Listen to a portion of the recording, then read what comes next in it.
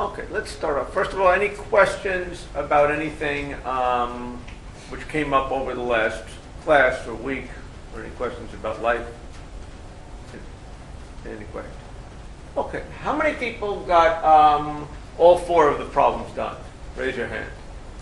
Okay, I've got 2 people who had all the problems done. How many people got 3 of the 4 problems done?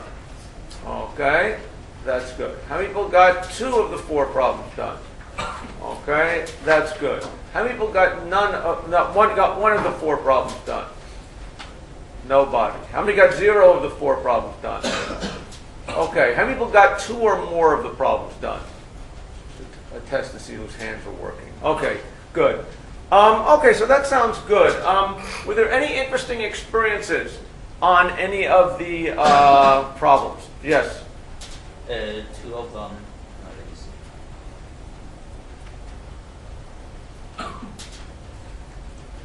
For the crack kicker and the Yahtzee.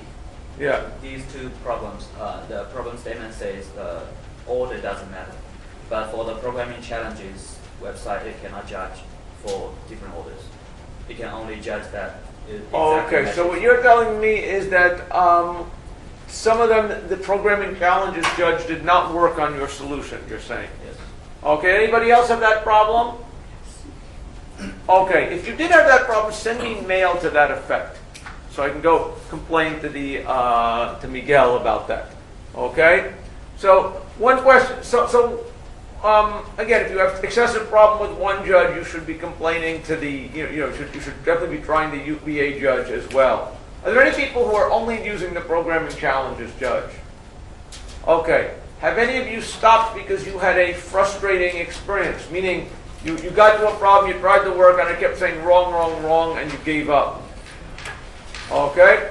So one question is, if what he's saying is true, that the judges are somewhat inconsistent, then you should also go make sure you try the other judge, on the off chance that your program is right. It probably isn't, but it's worth ruling that out before you completely give up. Okay? Any questions? Yeah. Any other experience? So you had 2 problems with that property. Yeah, and if you just use alphabetic order to do your solution, and you can get it passed. Okay, so one question that comes up when you write one of these judge programs, if you're Miguel and you're trying to judge one of these things, you're faced with there's a dilemma that you're faced with usually. One is that you want to specify it ideally the problem enough so that you can test it by using a simple diff. Okay. The trouble then is that then forces you to put problems in some kind of a canonical order. Which one of the problems that we have there so far, did they clearly specify what way to break ties? So there is only one possible answer. Does anyone remember any particular problem where they did that? Okay, I know that when I was reading through one of the problems I'm giving you today, they go through considerable effort to try to make it so that a diff program will work. The others, when they allow you, let's say, any solution, that's a better judge, but that requires a live program then to grade. And so what I suspect is sometimes the live programs didn't migrate to the judge properly. And so if you let us know where that is, there's a chance we can fix it. Okay? Any questions? Okay? Any other comments or questions about any of the problems from last week? Okay? The most interesting of the ones from last week was the Yahtzee one. Again, I was kind of thinking about who got the Yahtzee one working? You 2? Did you use dynamic? I know you got it working last time. Did you use dynamic programming, or were there any other way of doing it? Search. The first 6 categories I use all the permutations, and the last 7 categories I use simple if then else. Okay, so let's talk about, how many people tried the Yahtzee program? Okay, a couple of the ones that didn't. That was clearly the hardest one. And maybe it pays to talk about this just a little bit as to how we might have done it. So we had programs that worked 2 ways. One of which is in the algorithmically clever way, which was dynamic programming, which is very interesting. The other, which was the, also is clever because it got it working, but is maybe a little bit riskier, okay? So in that Yahtzee problem, as we remember, there were, the hard part was you had to assign which of the 13 sets of dice rolls to the right 13 categories. That was somehow the question, right? And the problem was, one possibility is you try all permutations of the 13 categories. And that would take 13 factorial time. And that would be too expensive. What's 13 factorial? Does anyone remember? I don't remember, but I know it. What? Nearly a billion. Nearly a billion. Okay? So interestingly, nearly a billion. I like to think in my old-fashioned way that a million is a big number. Okay? For a computer. A billion is now within the range of a computer if you're willing to wait long enough. But on the other hand, they probably don't let you wait long enough. They give you a fairly tight time limit here. Right? So one possibility is that we try to do exhaustive search over a smaller range of categories. And that was your situation. How did you do it? What were the categories you did exhaustive search over? The first 6 categories. 1s, 2s, up to 6. Counting 1s, 2s, 3s, 4s, up to 6s. Okay, these you did an exhaustive search. And what did you do with the other categories? I try to assign them directly. Okay, so he was saying here that one of the categories was 5 of a kind, right? It would never pay, he would say to us, it was never worth assigning something to 5 of a kind unless you had 5 of a kind, right? So there were probably only a small number of categories where that applied, right? And then there were other ones like Full House or something like that, right? And so his idea was basically, if I'm going to understand it, first check to see which categories apply for these bigger ones. And then either use an ad hoc logic to say this hand can never possibly be applied to something else. Okay? Or search over the space of things restricted to those categories with all of these unrestricted. Right? That was basically a backtracking kind of an idea. Okay? And that worked, so we give credit for that. But this is probably pretty tricky to get right, to make sure you account for all examples properly. How many lines of code was yours? Almost 300. Almost 300. That's still actually not so bad, come to think of it. But there's some, it's somewhat dicey whether you really took care of all cases and will always get the correct answer on all hands. Okay? Any questions? The other idea was the dynamic programming idea. And we'll talk about dynamic programming later in the semester, but I kind of like this idea. Okay? What the idea is that there are not 2 to the 13 factorial, but there's 2 to the 13 subsets of categories. That's basically, correct me by the way if you use a different idea. Okay? So we like to start a discussion. And somehow what they're going to be maintaining is, in a dynamic program, if you know what it is, you represent a solution by a state. Okay? Where here the state is presumably going to be the number of hands that you're including, which I will call it I, and there is a current subset. I'll call it S sub j. Okay? So the parameter, let's say, of what we're looking at here is the state of our computation is we want to know what is this value going to be defined as. It is the optimal score of hands 1 through I. The first I hands of the Yahtzee input. Okay? Using the I categories in subset S sub j. Okay? So, in some sense, what he's doing is maintaining you can think of it as conceptually an array of these pairs, where there are 13 possible inputs, sizes. There are 2 to the 13 possible subsets. So we could be maintaining what would we call it? A two-dimensional array of 13 times 2 to the 13 elements, right?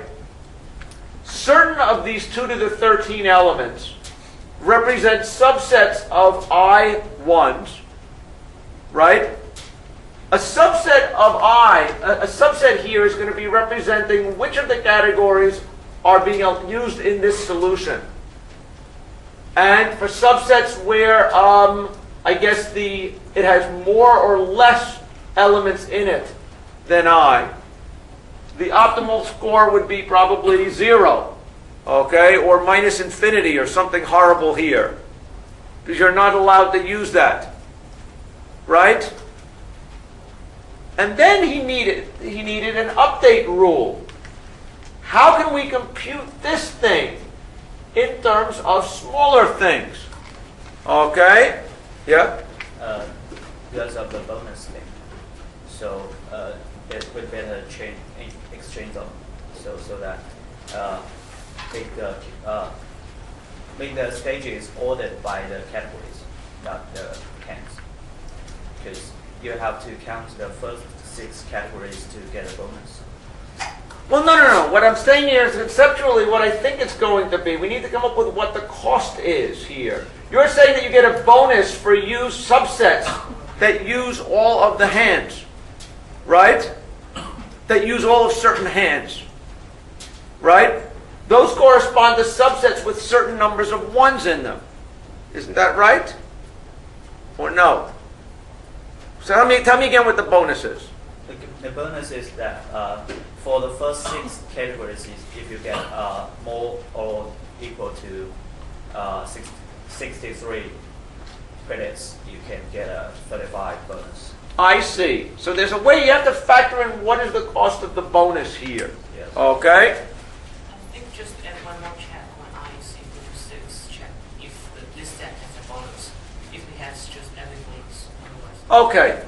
Well, let's go through that again. What is the basic update rule? Let's go through what the basic update rule is, and we'll figure out how to deal with the bonus a little bit later. Okay? The basic update rule is that for a given subset, what is the situation? We want to say that m sub I s j is going to be equal to basically something like the max overall S sub, let me call it S prime sub j. Okay? Meaning all subsets that differ from 1 bit from this. Right? We're going to try to enlarge the subset to include 1 extra one. Right? And it's going to look something like m sub I minus 1 S prime j, right? Plus the points gained from adding category I, the ith hand, scored according to the, what I'm going to call, let's say, scored according to the SJ minus S prime jth bit. Okay? This is now, maybe my notation here is bad. But understand what I think I'm saying here. The difference between the subset we seek the answer for and the one we're looping over is 1 bit. This one has 1 more bit set, 1 more element in it than this one. Right? We can now basically say we're using that extra bit to score the ith hand. And so the total cost of our hand should be the points we get from the ith hand plus the points we got on the first I minus 1 hands.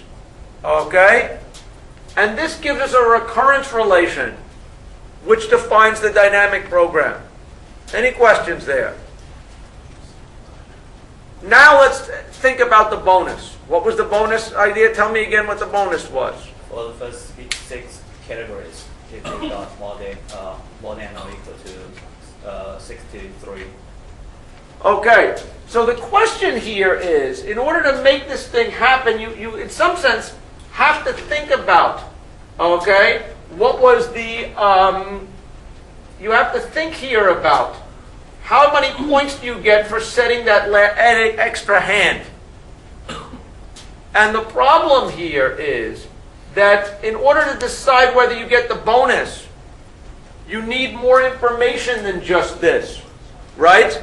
Because you need to know how many points you got on the first 6 hands already, right? You could give yourself credit when you set the 6th of the 6 hands and the total was larger, right? So how could we deal with that? One possibility is somehow permute things, consider the subsets. So we only consider subsets of the first 6 elements first. That's, I think, what you were trying to get at. Yeah. The way that I might do it, and correct me if I'm wrong, I might add a 3rd element to my state, which is now going to be somehow, what is the maximum number of, wait, okay, hold on, let me just think about this.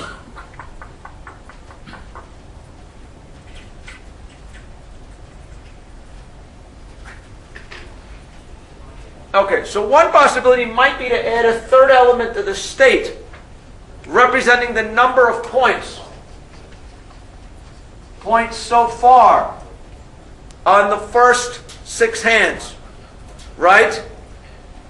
And then you could update that, although that increases the state by a factor of 50. Okay? The alternative is to process the hands in the proper way. Okay? How did you do it, by the way? You got it working the last time. I is for the categories, Right? and SJ is for hands. Ah, okay. So you're saying, so I see. So what you did was reverse the roles here. And maybe that's what you were saying. Reverse the roles of hands and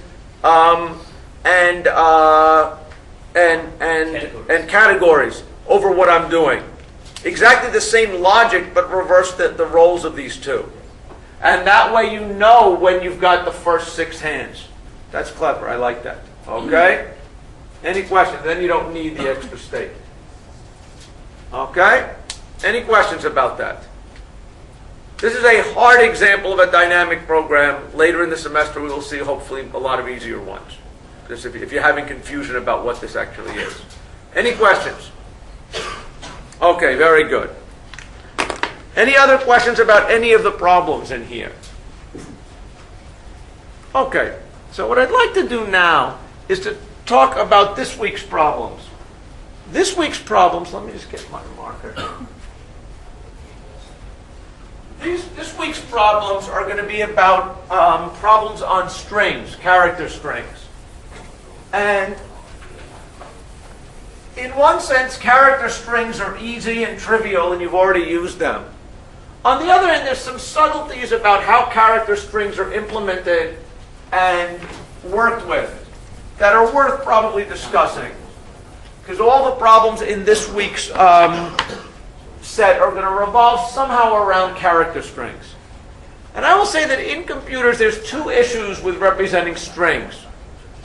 One is the character code. Okay, and the other is the string representation. Okay, and I'd like to talk about both of these things now. Okay? The first thing has to do with character code. And a character code is a mapping between numbers and symbols that make up an alphabet. Okay? The character code I grew up with was ASCII. How many people know about ASCII characters? Okay? Good. There are a symbol, there's a standard mapping across computers that maps, in some sense, what ASCII is a mapping between the 2 to the 8 bit patterns, either 2 to the 7 or 2 to the 8, depending upon the flavor of it, and a set of characters. Okay? And it took a while till the world got standardized on this. Have any of you ever heard of EBCDIC? All of you said, oh, I know about ASCII. Do any of you know about EBCDIC? Okay? In the pre-world, during my lifetime, the world did not originally have a single character code. In the beginning, IBM had its own character code, which was EBCDIC. And the rest of the world sort of at some point standardized on ASCII. And programs couldn't talk to each other because they didn't have the same character set. Okay? So ASCII was eventually the set that was sort of derived from. And there's some interesting things about it. In one sense, character codes are boring. They're just maps of numbers to symbols that come with your computer. They're like in the DNA of the computer. It doesn't matter. You can't change it. Okay? On the other hand, they did a certain amount of thinking about how to number the characters so as to make certain operations easy. Okay? And realizing what's in the character set can sometimes make certain things easier. The first thing to note is, if you look at this character set, again, there's a rack at the beginning of unprintable characters. There's then a lot of printable characters until you get to this bit pattern, del. Okay? One good thing is that all of the printable characters are sequentially numbered. Have any of you ever had a program like print out a core dump and your screen starts beeping at you and doing all kinds of strange things? How many people have had that happen? Nobody. Nobody's ever tried? You have. Why have you had it and they haven't? Okay, this happened to you, right? And what happens, the screen goes a little bit crazy because you're printing out something that isn't ASCII, right? And the interesting thing is it would be very simple to prevent them from jamming your terminal, because it's easy to just print out the printable characters if they wanted to. Okay, because the printable characters are all lying within a nice range. Okay, so it's easy to test that. Another thing that is done in the character code to make it, let's say, easier to work with is that uppercase and lowercase letters, okay, appear sequentially. Okay? This makes it easy to loop through the letters. So if you look over at the ASCII character set, there are, if we look at this thing sequentially, here are the capital letters, A, B, C, D, E. There are the lowercase letters, A, B, C, D, E. Okay? In ASCII, they're not connected exactly. They're not contiguous. There are some punctuation symbols in between. Okay? I think that was so that they could get the capital and lowercase thing to happen on the same thing, mod 8. 1, 2, 3, 4, 5, 6, 7, 8. Because people were dealing with bits in octal. 8 is 3 bits. Okay? So there was a certain amount of thinking that went in on that. But one thing is that they put all the capitals and lowercase, and also the numbers, the digits, 0 through 8, 9. They put them sequentially. Okay? This means you can iterate through, okay, the character values from one to another because they are sequential. Okay? So 4i goes from capital N, A to little a. Capital A to capital Z is a perfectly fine thing to loop through. Any questions? Okay? This code thing makes it easy to convert a capital letter, let's say, or to determine the rank of the capital letter.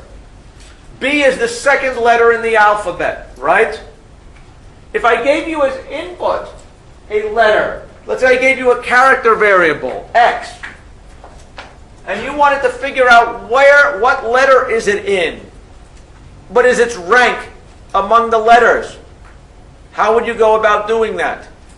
Okay, if we assume that the rank, if this is, let's say, a capital letter, and we want to know where is it ranked from the 0th capital letter A to the 25th capital letter Z, how would we figure that out?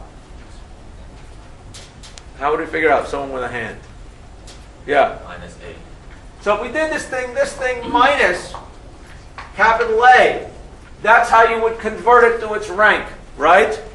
If it was capital A, this would be 0. So long as we know that this is a capital letter, we can compute the rank of it easily. Any questions? Likewise, we can also unrank it easily. How would we unrank it? How would we figure out what the 8th character is? Suppose I want to know what the 8th character is. 8th capital letter. What? Plus 8. That would then be something like, basically, the rank. You have to somehow get the rank of it, plus 8, and then convert it back to a character.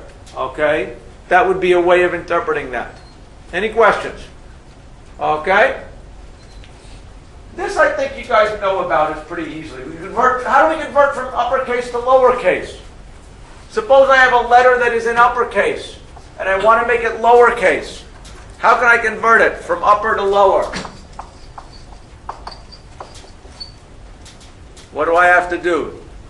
Basically, to convert a letter from an uppercase version to a lowercase version. Okay? How many people are genuinely confused? Or how, as opposed to not answering? Who's genuinely confused? Who's not answering? Because, yeah, okay? Now answer. You add the difference between capital A and little a? Right, so the claim here is if I take a look at this thing, and you're saying if I go and add to it, capital A minus little a. Okay, let's think, why does that work? Okay, let's think if it does work. Okay, somehow here we've got the uppercase ones. Here we've got the lowercase ones. You want to convert to this one. You want to basically say, Minus. what? Minus uppercase plus. So you want to say that's not right. You want to say it's minus this. Let's think about it. I'm not seeing it yet. Okay? Let's see if we can figure this out together. Okay? Why is it that this is going to work? Here is what x is. The claim here is that we want to find this value. Okay? And the claim here is that x minus uppercase value gives you this distance. Plus this value gives you that distance. Does everybody see that? So now I think I believe this, because it's the minus minus is the same as the plus. Okay? Any questions? So this you guys all know. Okay? Let me tell you something else that happens with a character code where knowing something about the character code can be important. Okay? One thing that happens with a character code is it tells you what happens when you sort text files. Okay? So a fairly standard thing, or a very important thing, is to sort text strings, or to compare text strings. Okay? Is one before another in alphabetical order. Okay? Here's a question. If there is somebody whose name begins is X something, versus somebody whose name number is 3 something. Okay? Or let's say there is somebody whose name is X. Let's try first of all maybe the more obvious thing. In a standard sort program, if somebody's name begins with a lowercase x, and somebody else's name begins with an uppercase C, which one appears first? Okay? Which one should appear first?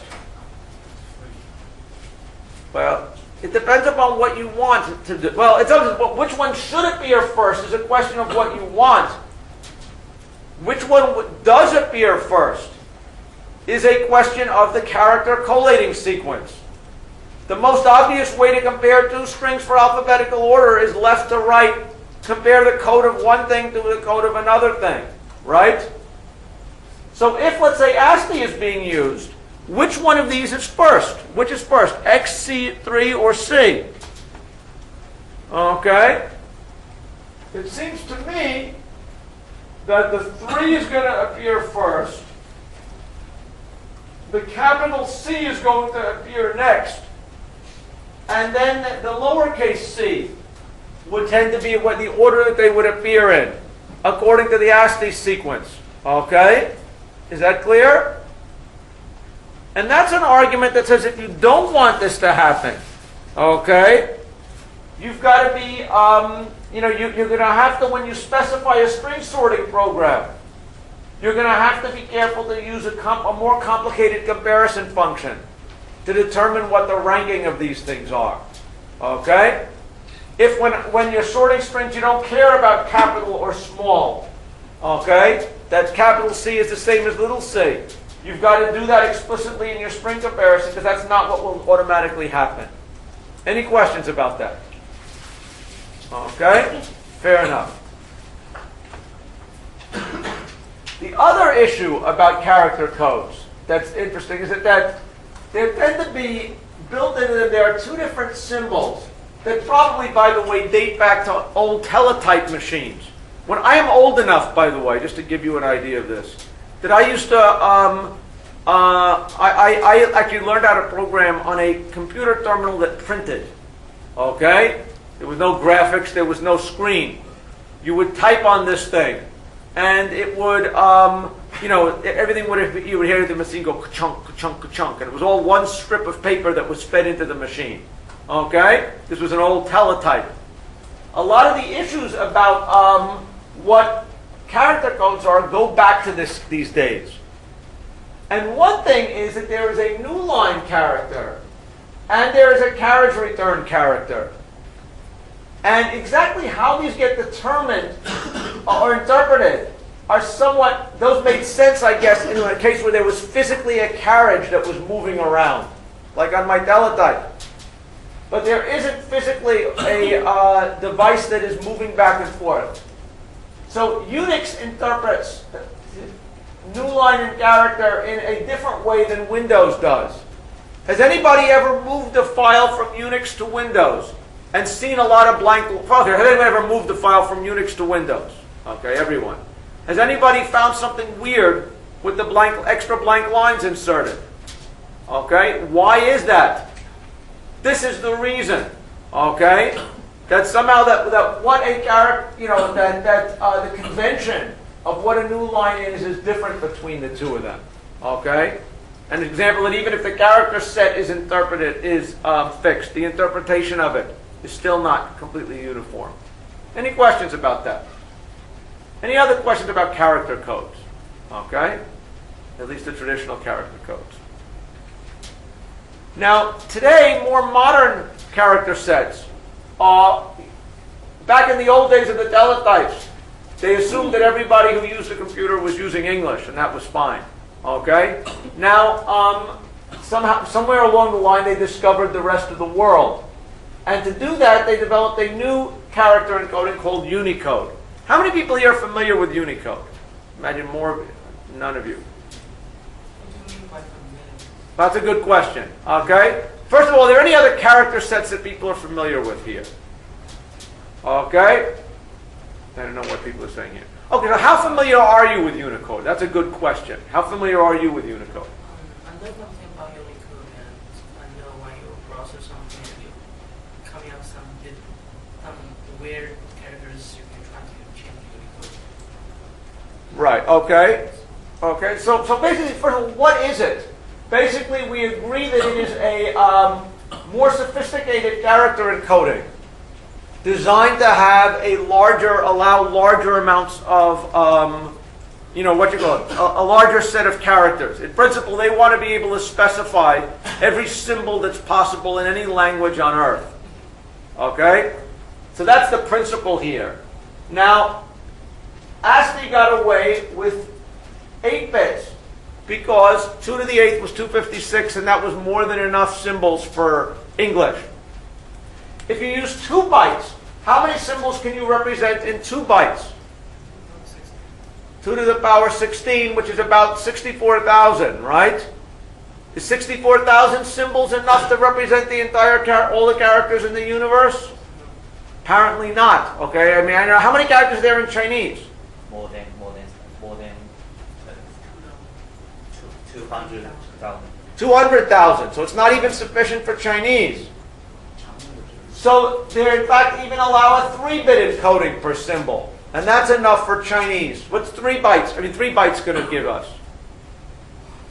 That's going to give us, less than, I guess, 2 billion, which is 4 bytes, right? 2 billion is 4 bytes.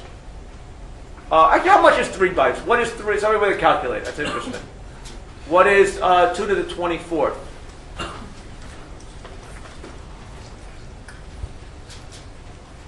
Okay. 16 million. 16 million. Okay? So that is basically enough, it seems, to encode anything in any language. It seems. Okay? Now the trouble is, if thinking about how you design a character set for this kind of a problem is a tricky business. Because most of the world's communication, certainly at the time of Unicode, was still written in things that where 1 byte would suffice. So it is wasteful if every symbol is 3 bytes, right? It is wasteful even if every symbol were 2 bytes, okay? So the way these things typically work is they have some kind of an escape mechanism in there, okay? Where if certain bits of the first symbol are set, that means that it's going to be a 2-byte encoding. And if certain bits on the second symbol are set, that's going to mean it's going to be a 3-byte encoding. Okay? And that way you can represent things relatively concisely, while in principle allowing all of these languages. So Unicode is a complicated thing. Okay? And processing it with old languages is actually a tricky business. Okay, by old languages, I would say Pascal, C, and C++. I know everyone here is a C++ fan. Okay, does anybody ever process Unicode using C++? You did. Did you have to do anything special about that, or how did you use Unicode in C++? Because we have to split all the 4 bytes and then for some of the codes, because I only did some simple pre-processing, like to try to distinguish between the Chinese characters and the English characters in ASCII, and then we have to see whether the the byte representation of the characters have the leftmost bit set to 1. Okay, so the leftmost bit set to 1 was the escape to get you into the second Unicode. second Unicode sequence. Okay. Are there any libraries that you guys have questions? Anybody else? You will probably, again, it's not an unreasonable thing if you're going to be working these days in real programs that work internationally. Things are going to work in this Unicode thing. Okay, and so it's probably a pain in the neck in C or C++. Java is a language that was designed to support Unicode. Okay? And there's different things you see in their design. When you have a char type in C or C++, you know that it's an 8-bit entity. Okay?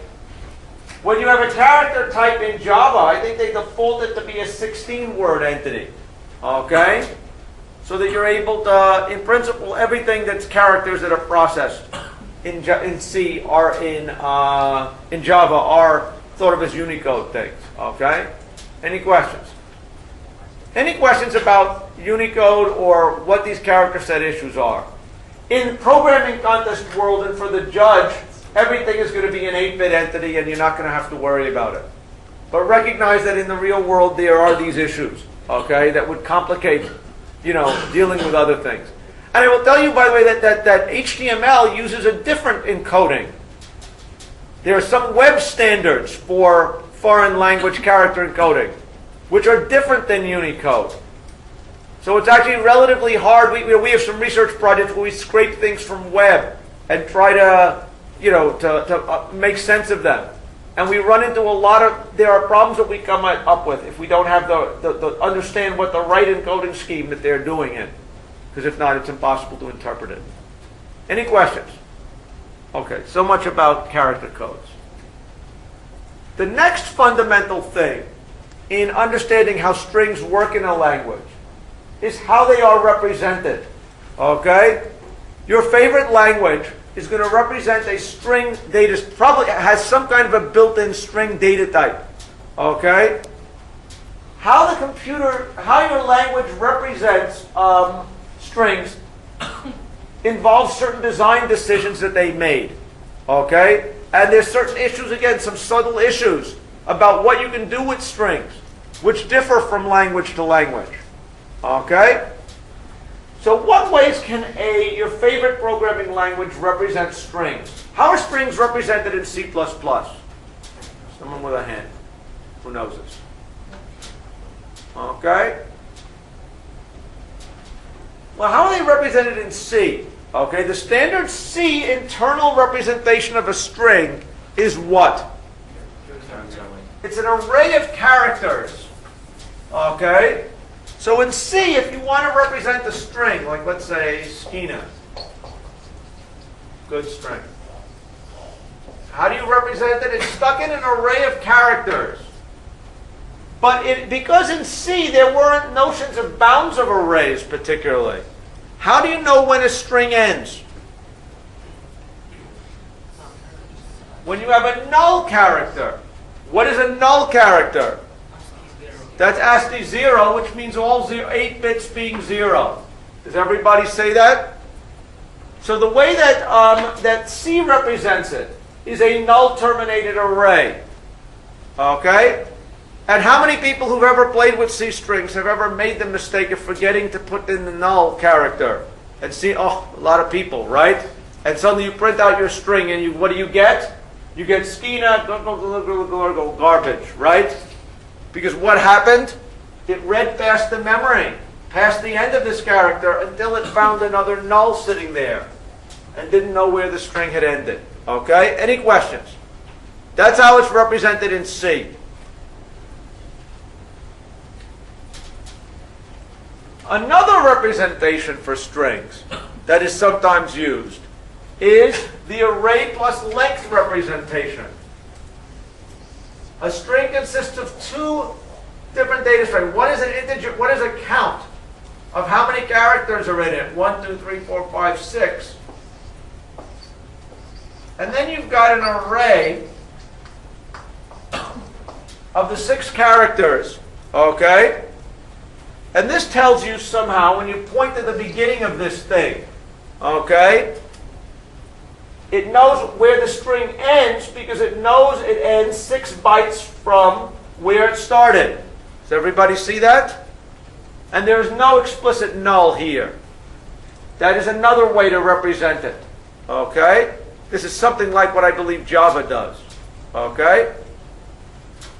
And a third representation for strings would be possibly as a linked list of characters. Does everybody believe we could do something like this? Build a more complicated data structure where you have a linked list of things explicitly linked and then ending in a null pointer. Okay? Any questions? Has anybody ever had a world where they saw a linked list representation of character strings? Okay, you're saying no. This sounds complicated. Okay? But maybe there's times when it might be needed. The bad part about it is that it's very complicated and that it's wasteful of space. Because here, to represent each character, you have to also keep track of a pointer field. Right? So this would have the advantages that it would be slow and space inefficient. Any questions? But maybe sometimes useful.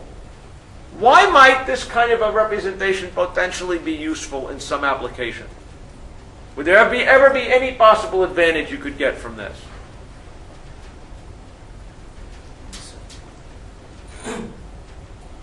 Anybody? What? Dynamic size.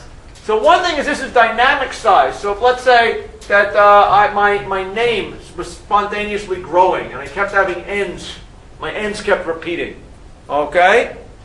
I could first of all make this as big as I want. Okay? I could also possibly do modifications inside the string more easily. Okay? That's where this flexibility might be interesting. Okay? Any questions? So let's look at some properties. Let's think about what these representations are and compare and contrast them. Okay? Which one of these strings these string methods use the least amount of space of the three methods we looked at? Which one represents strings most concisely? Okay, what was it? C style. Okay, the null terminated thing. That would use 1 byte more than the usual one, right? I guess the linked list one might use less space on an empty string. Okay? Actually, even there, I don't know. I don't believe that, actually. Okay, but yeah, so we agree the C-style one would use the least amount of space. Which one prevents you from writing certain strings? Okay, can you specify arbitrary content in all of these? Or do some of those formats limit the content of what you can put in a string? Which format can't you put something in a string? Okay. What about the C style thing? Suppose I wanted to change my name from Skiena to Skiena null. Okay? Remember Prince? I don't know if you remember the rock star Prince. He changed his name at some point to something that couldn't be printed. Okay? What if I change my name to Skiena followed by a null byte? Okay? You could not represent my name as a string. Does everybody see that? Because the moment you put the null byte there, it's just going to get confused with the old Skiena. Okay? So that's one limitation with that kind of encoding. Okay? Any questions? Okay? Now maybe you can try to get around this with some kind of escape character sequence, but this then requires some trickiness to devise. Which one of these allow you constant time access to the ith character? Okay? So suppose I want to look at the seventh letter of Skiena. Does the null terminated array let me look at the seventh character of Skiena? Yes, that's just basically the source pointer plus 7. Does this one let me look at the seventh character of Skiena? In principle, this plus 7, right? The linked list one, can I get access to the seventh one? That one, no. Which ones permit me to check whether the ith character is within bounds of the string? Okay, let's think about this one. Suppose I want to know, is the ith character in the string? If I say it's the seventh character of Skiena, there is no seventh character of Skiena. Which representations would let me know that? Does the null terminated array know that? No. Does the count plus the string know that? Yes. Okay. Does the linked list version know that? I guess not explicitly, although it could find that out by counting to the end, right? Note that the C one, there's no way to figure this out. Okay. I guess you can also go to the end. I guess it's the same kind of thing. Okay. It would require you to go to the end of that. So perhaps, unless the linked list one also keeps an extra field with what the count is. I agree, I couldn't do that efficiently. Any question? This is why Java can tell when you're doing something illegal with a string. Okay, whereas C can't. Okay? Any questions? Which one allows you to basically extend a string efficiently? Okay? What? The linked list one. The linked list one would give you more flexibility with that, right? Any questions? Okay? Which one of them is used in Windows? Okay? If I understand Windows, again, I don't use Windows as much as I can avoid it, but as I understand it in Windows, how long are file names allowed to be? Yeah? Is there any limit these days? I don't know. I haven't very Okay? Has anybody ever encountered an application or something like that where it stops, it won't let you use strings longer than 255 characters? Has anybody ever encountered that? Windows has such a limitation. So in Windows, you're not allowed to have a file name larger than 255 characters. Whereas in Unix, that's probably not true. I haven't tried it. Okay? But why is it? Why is it? What does that tell us about Windows? What way are they representing strings? They are using this method, right? And they are too cheap to use more than 1 byte to represent the count. Does everybody see that? If they wanted to have 64,000 bytes in a character sequence, they could have let 2 bytes there. Okay, but they made an engineering decision not to. Okay? Any questions? Okay? Any questions about any of this stuff? So the way that in C++, let's just double check this thing. How do they represent strings in C++? Clearly the C part is like this. Is there also a string object? And how does the string object represent it? This may not be clear, right? Because you're probably not mucking with it on the level of bits and bytes anymore. Okay? Actually, when you guys program with strings in C++, how often do you just think about null-terminated arrays? Who uses null-terminated arrays explicitly when they program with strings in C++? Okay, you do.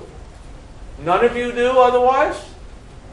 Who else uses the string object? Everybody else, okay? So what's the advantage of the string object? Let's think about that. What are the advantages of the string object? In one sense, you don't know this thing because it's inside an object. What are the advantages of using the string object? Yeah? You don't have to declare a set length for an array when you make it. Okay, so you say you don't have to declare a set length. Okay? So what does that tell us about how strings are probably represented in the C++ object? See, I had to take a guess. What would you say that's about? Okay? Do you think that they use the linked list thing inside the C++ object? You say no. Okay? How do you think they represent it then? Maybe I'm wrong, but as I know, it's also a character array. Okay? Do they enforce it as a character array? Is there anything visible to it that makes you know it has to be an array? It's somewhat like a linked list of arrays. That is to say, when you are running out of space, they can double it. So you'll be like the... It's either, I would say it's probably a dynamic, it could be, I would have thought it was a dynamic array. Yeah. Okay? And that maybe, is that what you're saying, or is it more complex? A dynamic array would mean you'd give up and rewrite, allocate a much bigger thing. Okay? You're suggesting something more complicated, which is actually a linked list of arrays. Yeah. Okay. The SPL implementation suggests that it should be implemented in such a way. Okay? So to say, instead of giving up one array and allocating one much bigger, you can just add up one array of the same size. After the linked list. That's to say, each of the... Okay, that's interesting. Let's say that I didn't know. Still sounds complicated. Okay, presumably it's a little more space efficient. Yeah. Presumably, then it enables you to represent large strings without having large amounts of contiguous memory, which is probably the advantage there. Although you lose certain other advantages, like constant time access to things. Okay? Again, any questions about that? That's interesting. Okay? So let's just go through and look at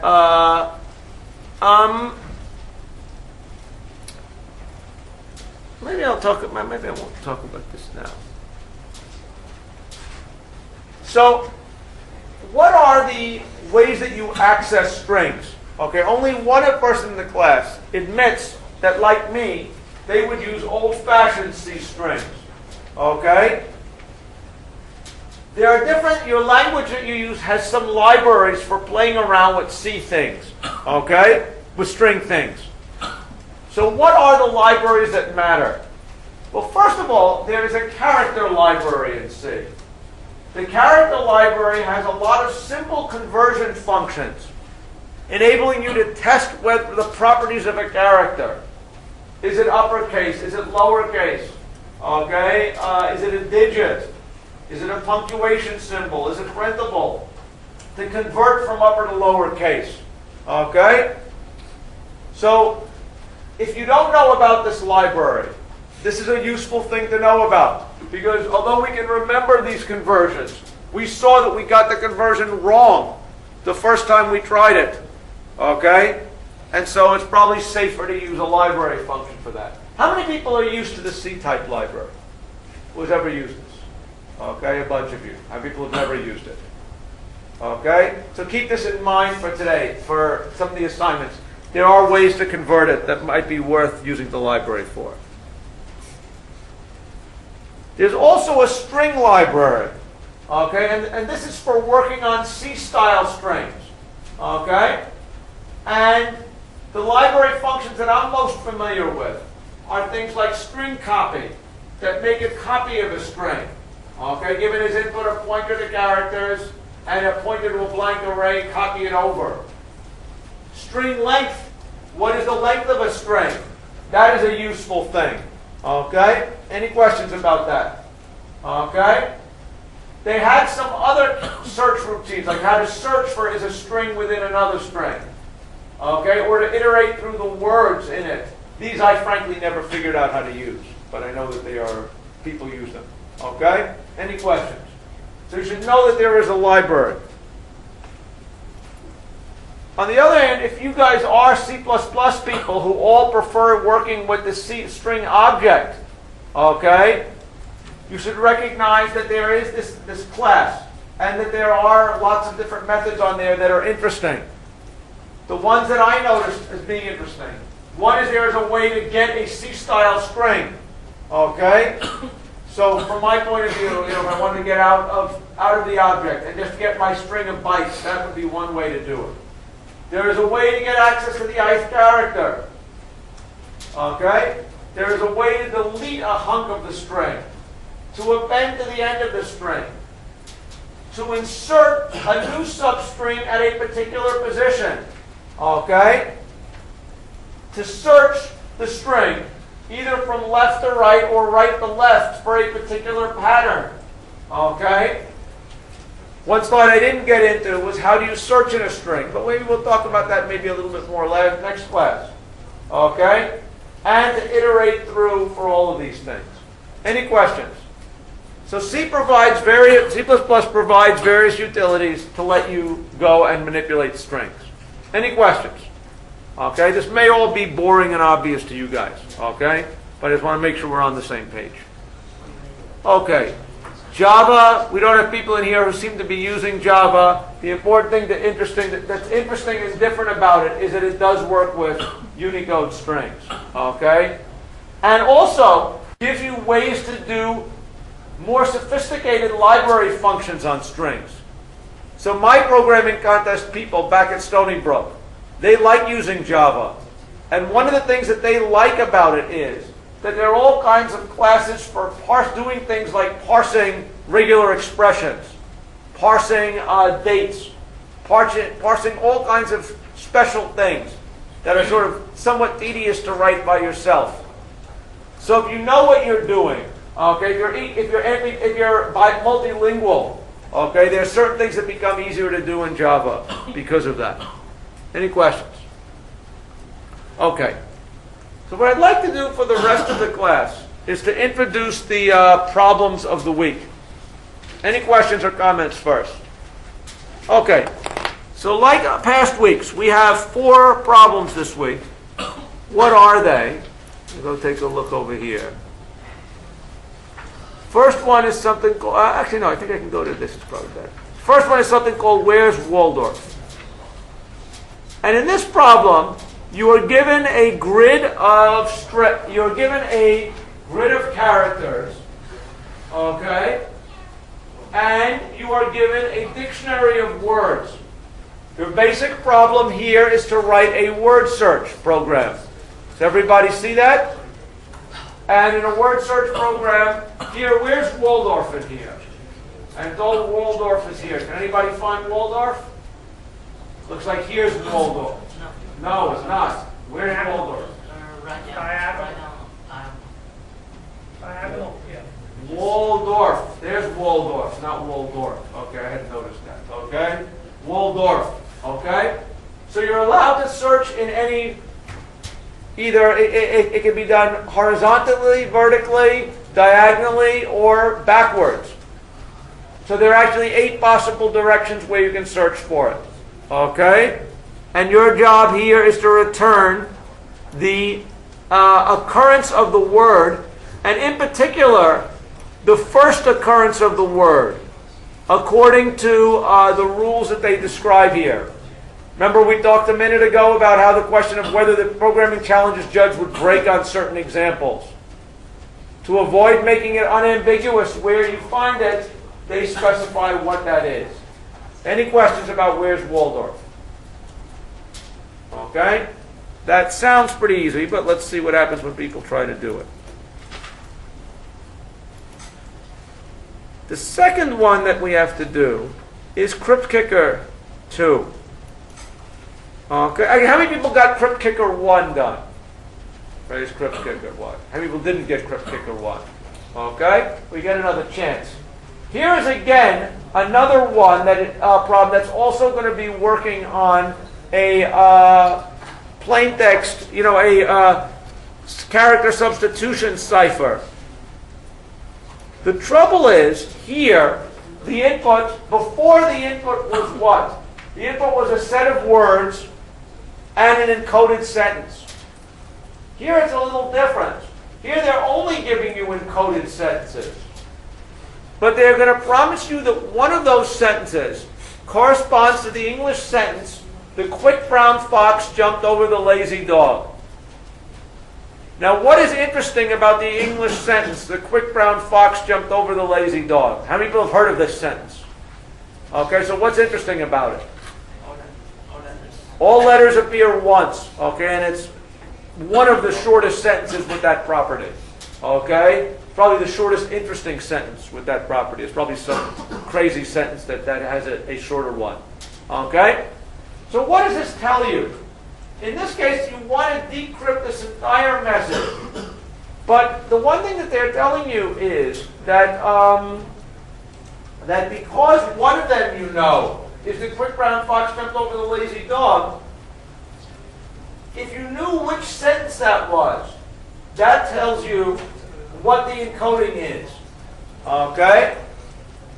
And the big question is then to find which is the right sentence, construct the encoding, and go back and decode it.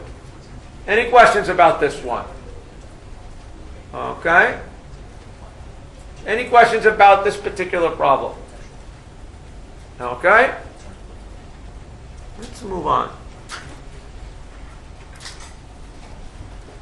The next one, called file fragmentation, is kind of interesting. They tell you a story, which is kind of a silly story here, about somebody carrying files and dropping them. Okay? But the more interesting part of it is that you are given binary strings, which are supposed to represent broken fragments of a single binary string. Okay? So they're promising us that what they gave us originally were several copies of a single binary string, the exact same string. And when they drop it, it broke into 2 pieces. So in this particular case, the string broke into 0, 1, 1, and once you got that off, 1, 0, 1, 1, 1. Okay? So you're given as input 2 end fragments of strings, which represent the left and half right part of the broken string. And your job is to go put them together. Okay? Any questions about that? Okay? Any questions? Okay? If you do it right, it's actually not that complicated. If you do it wrong, it can be complicated. Any questions? And the final one that they have here has to do with building a word ladder. Okay? Has anybody ever seen the puzzle of building word ladders, which represent words that, sequences of words, which change by exactly one letter? So let's go take a look at this last one here. Here, we are given as input a pair of words, booster and roasted. Okay? And we want to find out, is there a way to go from booster to roasted? Okay? By using a sequence of single letter word changes, where every intermediate string has to be a word in our dictionary. Okay? So here it says booster to rooster. The only thing that changed was the B to an R, right? Here we go from rooster to roaster. The only thing that changed was we went from an O to an A. Roaster to roasted, we went from an R to a D. Does that make sense?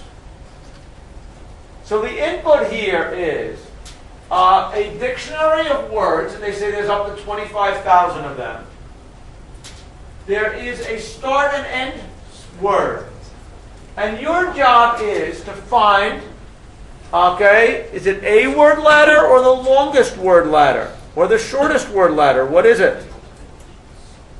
Okay? You're given as input, your output is, print a set of a doublet. If there are several minimal solutions, what do we want to do? Find the shortest ladder or the longest ladder? Or does the length of the ladder not matter? Someone who's reading the problem. Look at that. Okay? It says find the shortest sequence of words that begins with the first word and ends with the last word. Okay? Does everybody see that? So you want to find out what is the shortest way to convert from the left word to the right word, given that intermediate thing. Okay? If it's at all possible. Okay? Any questions? And that's what the problem is asking for. Okay? Any questions about any of these problems or strings in general? Yes? In the classroom, the fourth problem is FMT, but not this one. What did I say that the fourth problem was? In the program challenges classroom. Oh, okay. Well, I like this problem better than FMT. So let's use this problem instead of FMT. FMT is a dull problem. FMT is a bad. Did anybody try FMT? It's a boring problem, right? I got bronze for many times. Okay, so this is a much better problem than FMT. Okay? Any questions about it? Okay? Still got 10 minutes, and I'm resistant to send anybody out before a class. Anything else we can talk about? Is there anything interesting about strings that we can talk about here? On any of these problems or any questions about strings? Anybody have any application of strings in their life that was interesting? Yes, you. I tried to use the string object with the crypt here, and there's weird bug because I have an array of strings, and I try to change the last one, all the afterwards can change. I don't know why, and I changed it to character array works. Okay, so you said that when you were working on the old crypt kicker problem, you were saying that when you that what you did was you had an array of string objects, and these were string objects. And your claim was that when you modified one of these, it affected all the other objects. Yes. Okay, that sounds like obviously a bug. Now, does anybody have an idea of what that happened? Is there a way do you have to declare a new object each time? Or did you, what would have been, you wanted to declare an array of string objects, is that right? Okay? How do you get a new string object? I just use a static array of strings. No, he said he used a static array of string objects. Yes. Okay? Now, any idea of where he might have, what he might have done wrong to get this problem? Okay? This is unclear to me. Okay, exactly where this, why you might have had. You never figured out why, right? Yeah, I just do character array and it works. Okay, so chalk up a victory for C-style strings, I guess is the moral here. Any other questions about strings or anything like that? Also with the string object, you can use the operator plus, and you plus a single character and another single character. Intonation. It may have some problems. Okay, so what you're saying here is that there was concatenation, that one thing that's true you're saying is that if you have a character plus, that the plus operation is overloaded. Yeah. So with string objects, string plus string is going to be equal to the concatenated string. Is that right? That's what you're telling me, right? Now, But it is a single character, not that. So you use a string plus a single character, and that I think the problem is. so you're saying that if you had this plus this, Yes. well, that's now a single character. That's a single character, and that should also do the concatenation. But I'm thinking if you put the character in front of the array, in front of the string, what yes. You said you Okay. get a bug. Yes. What kind of bug? Like you get a weird character or It is recommended in STL that whenever you do the string concatenation by the plus operator, you should concatenate a string instead of a character. In fact, I could remember Visual Studio 2005 does not support the operation of concatenate the string with a Okay, character. so you're saying this looks like a bad thing. Yeah. The right way thing to do it is to string this. How do you turn it? How do you turn a character into a string? Just change the color. No. I know how to put a quote on it, but that wouldn't do you any good if you had just written a character and you wanted to append it. What would be the easiest way to convert a C? Is there an easy way to convert a C character into a null terminated string? To use a conversion string before that. You claim that if we had a variable x, which is a character, Yeah. you're saying that there is a string of x. yeah. Yes. Yeah. It's string construct. Put the bracelet in string instead of x. Yeah. Like this? Well, that's just a No. style. No. What are you saying? Move the parentheses between string, not between x. Okay. On GCC. Yeah. Oh, wait, no. You mean, what you're saying is you mean typecast it. Yeah. That's what you mean. You mean typecast it, right? Yeah. Okay, and that might very well do the job. Okay, hopefully that would do the job. Okay? Any questions? I think this will auto convert it. What, this would convert it? Yeah, that statement, this C character will be auto converted to string. Okay. Okay, this I kind of believe will happen. The other way may also happen, but this is probably, you have to, again, this is between you and your C compiler, like, as far as I'm concerned, right? Okay, either it works or it doesn't. Yes. I have another bug about string. What? I have a string A equals to the string ABC, and you try to see out, it will work. But if you want to try to A0 equals to A, A1 equals to B, A3 equals to C, A4 equals to none, and when you try to output the string. Oh, wait, write that down, because I can't hear what you're saying. Can't follow what you're saying. Here you go, do this. We have a string